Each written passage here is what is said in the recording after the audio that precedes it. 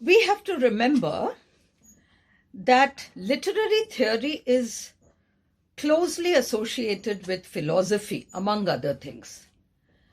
Literary theory draws on various other disciplines, that's a different matter, but it has a lot to do with philosophy.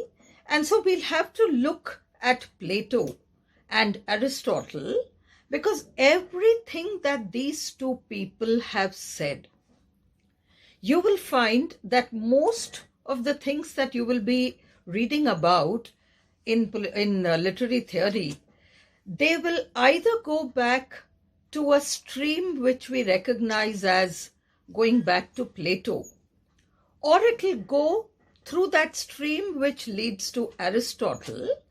And so we need to understand what these two people really had to say about aesthetics and the arts, because we will be studying drama, fiction, poetry, and the likes. And so we need to know all these are representations of life. And so we need to know what these two people had to say about this. So let's begin with Plato, because he had a different set of ideas about these things, and Aristotle had a different set of ideas about these things.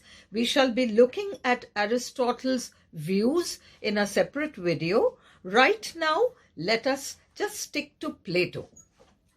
What did Plato actually have to say about the arts?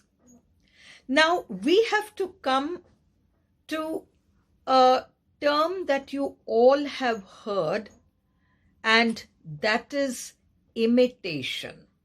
Because all arts in fact, they are a form of imitation, and imitation comes from mimesis.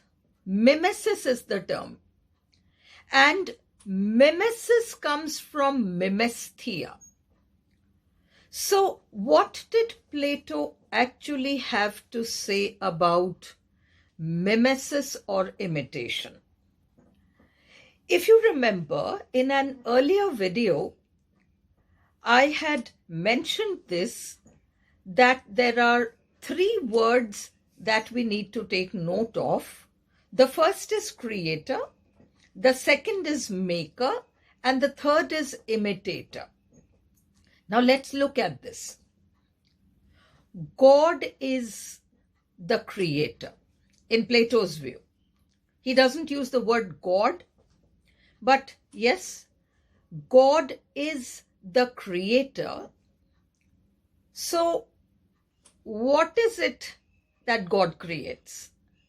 He creates the idea, the essence. So he is the creator, and he has created things which exist in abstract forms as ideas. Now, God is not only the creator, he is also the maker. So who is the maker? The one who translates an idea from an abstract form to a concrete form is the maker. So because we have the natural world around us, God is not only the creator, he is also the maker. Now let's look at the maker in more human terms. So suppose there is just the idea of a bed. Because Plato mentions this example, let's stick to this example. So there is an idea of a bed. And that idea of the bed is abstract. The carpenter who comes along and makes that bed is actually translating that idea of the bed into a concrete form which we recognize as the bed. So he is the maker of the bed. He has translated that abstract idea into a concrete form. He is the maker. Now a painter comes along, and the painter imitates or makes a copy of this bed. So what that painter is doing is he is imitating. When you look at it this way, poets and painters become mere imitators. Plato was not talking of imitation from the aesthetic point of view. He was talking of imitation from a moral and even an ethical point of view. Why? Plato actually believed that the youth had to have ideal models before them. What young children and even young people tend to do in Plato's view, this is what young children and people tend to do. They learn by imitation. They have models before them whom they imitate. Once there is a wrong model and that child learns something which ought not to be learned, it is very, very difficult to expunge that, to remove that. Unlearning. There's no word called unlearning, but unlearning, you know what is meant by that. To, undo all that wrong learning is a very, very difficult task. And so right from the beginning, it is essential for children to have the right models before them. These people, these so-called right models, would function as guardians. They would be philosophers, they would be guardians, and they would have a wholesome effect on children and youth. And so Plato was very sure of this, that those models had to be absolutely proper. Now, what did Plato mean by that? Plato spoke of reason, the reasoning mind, that which deduces. And he spoke of the imagination. In Plato's view, the reasoning mind, the rational faculty, was very high, much higher than anything else. So you had subjects like geometry. And that was much higher. That is the ideal thing which people should learn to develop or cultivate. They should learn to rationalize. And the imaginative faculty had everything to do with the emotions, and the less said about it, the better. One should not resort to emotions, imagination. These were things that dragged the soul down. The thing which raised the soul to lofty levels was anything which appealed to the rational mind rather than to the faculty of imagination and emotion. And Plato had this to say, that even a great poet like Homer was only and only an imitator. There is no doubt that he was a very good imitator, but he was still only an imitator. Why does Plato say this? Plato says this because he feels that Homer has not contributed towards truth in any way.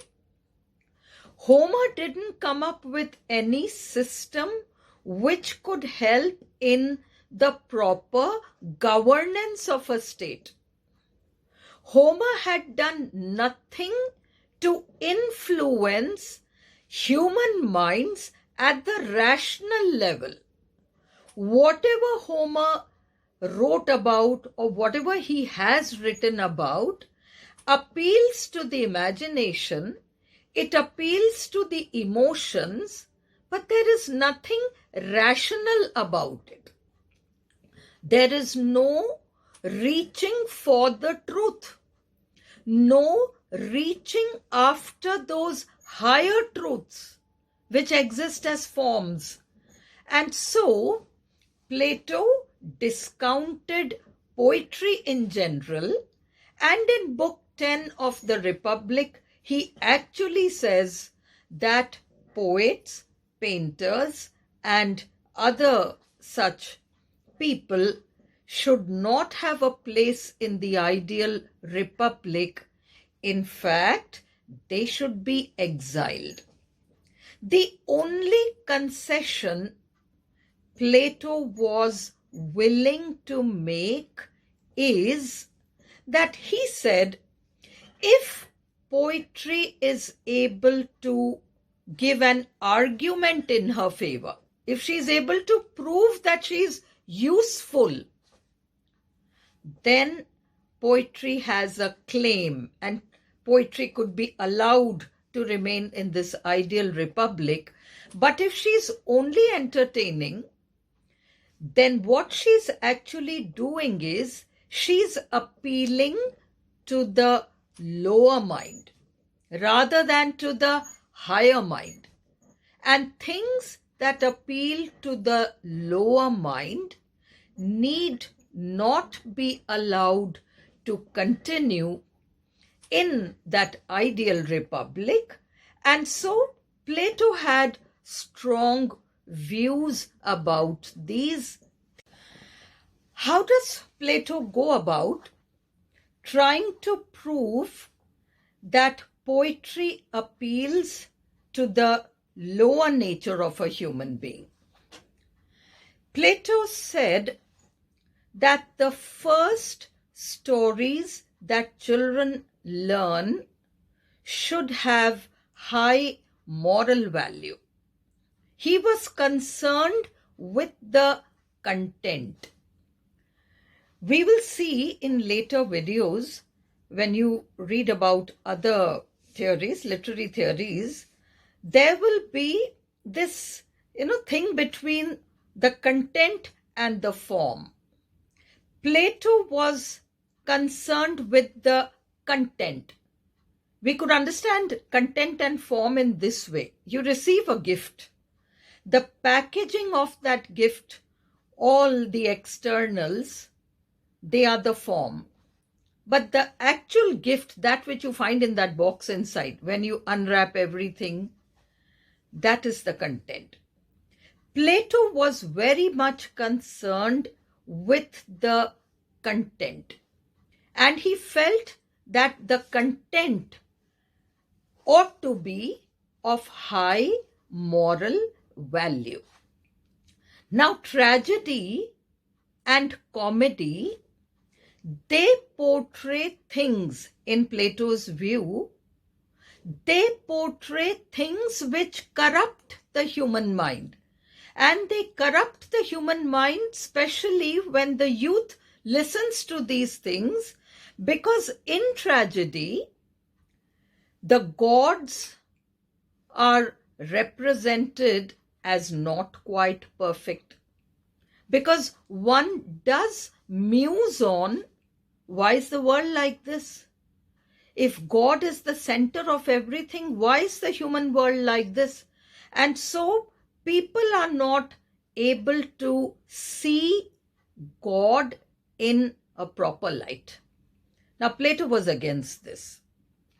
Another thing was that he felt that heroes ought to be portrayed as heroic, as brave, but in tragedies they were often represented in a different light. Now, this had the power to corrupt the human mind. And so these kinds of representations were dangerous to the youth. They were dangerous because repeatedly watching such things or listening to such things had the power to corrupt the mind. And so Plato was strongly against all these things. The imitative artist had no place in Plato's scheme of things. Plato was not interested in the aesthetic aspect of art or imitation. He felt that the world of truth is out there. This human world is removed from that world of truth, and the poet, in his capacity as an imitator, only concerns himself with this human world. He has absolutely nothing to do with the world of truth, or the world of forms, or the world of the idea. Therefore, Plato distrusted poets and he was against imitation. Now, Aristotle had a completely different view. He felt that this was not true, that poetry was a blind copy or imitation of the human world. Affairs in the human world were not blindly copied by poets. Aristotle was interested in the aesthetic aspects of imitation, and he believed that the imitative arts played a very, very major role in human life. Now, Aristotle believed that the poet did not imitate the human world or the transactions of the human world as it is or as they were. Rather, the poet did a creative job. He used his imagination. He did that creative job of taking things in the human world and creatively and imaginatively improving upon them so that the artistic work was positioned not here, but somewhere between the human world and the world of forms. Therefore, art, imitation in all forms of art, placed that artistic work in a place above the human world. And so it had a decided value in itself. Aristotle believed that human beings have pent up emotions, and those emotions seek release. And the only way to release those emotions or allow them to come to a state of balance within the self was to read or to watch drama and allow oneself to engage with the action that is going on there, and by engaging with that action, to feel the feelings which are lying suppressed within, and thus allow them to release themselves. Looked at in this way, imitation has a completely different meaning for Aristotle. Imitation had a completely different meaning for Plato, and imitation had a completely different meaning for Aristotle.